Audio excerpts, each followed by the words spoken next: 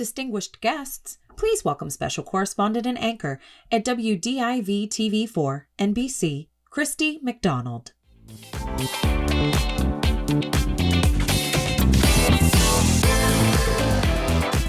I approve of the disco walk-up music. Good afternoon, everyone. It's good to see you all. Everyone looks fabulous. I'm Christy McDonald from WDIV, Local 4. This is my 20,000th year emceeing this event.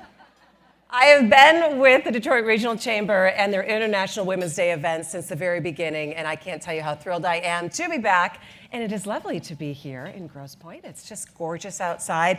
Remember, I do want to remind you we are going to have that breaking news of a tornado siren at 1 o'clock today. So, you know, put your seatbelts on. We're all going to be fine. I've broadcasted through worse. But it's really great to be here with you today on a day that feels very much like self-care. I walked in, and the energy of everyone gathering flowers, and there were puppies. I mean, why there can't be puppies at my workplace every day, I'll never know. You know, I've been a journalist in Detroit for 25 years. And when I started as a young producer and a writer, and then I was a reporter in Flint, I thought my job was all about talking. All about talking, gesturing loudly, talking, showing people, telling people stories, and actually talking rapidly, which got me into trouble my very first day that I was on the air in Flint. I was doing a story, and I was very excited. Just picture it. I'm going to give you a flashback. Some really short, large hair, and maybe a dark lip liner, so you know where we are. We're maybe 1999 at the time.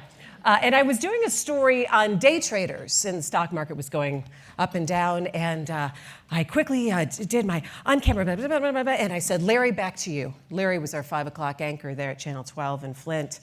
And he said, Christy, and he asked me a question. I knew the question was coming. I knew it. And so I was ready to answer the question, and I said, well, Larry, what I was supposed to say to him was, Larry, just a couple of moments ago, I spoke with an investor, and he told me how concerned he was. And instead, I said, well, Larry, a couple of moments ago, I smoked with an investor, and he told me. I still have that on tape somewhere in my parents' basement of my first live shot doing that. Again, so I thought it was all about talking. But now if you ask 51-year-old Christy, who's standing in front of you, who's now worked in Flint at Channel 7 for 10 years, at PBS for 10 years, and now at WDIV, I'll tell you that my job is more about listening and helping make sure that diverse voices are heard, not the usual suspects that sometimes we cover, so that people feel valuable, and that whatever their story was, that it was told true. You know, whenever we get together, especially in the news business and media, it's so important that we are able to help reflect the community that we serve. And we do serve a community, and we serve a purpose. That we're not just getting the same people. If I'm talking about education, are we getting the same voices saying the same things? Do we take time to listen to the different voices? Because when you hear different people, and we have the platform to give it to you, when you hear from different people, you can start to understand what they think, what they go through. Maybe they're not the loudest people in the room. And then that can start to create understanding. It can start to create a depth that we're sorely needing these days, especially in information giving.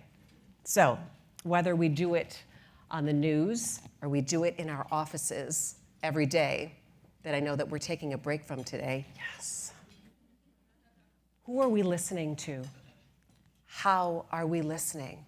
So I'll challenge you to think about that today when we do all of this talking and energy sharing, and bring that back to your places of work and to your communities, to listen to the different voices at the table. Who deserves the spotlight? Is it always the loud, always the talking? Or maybe it's the quiet, and maybe we need to listen a little bit more.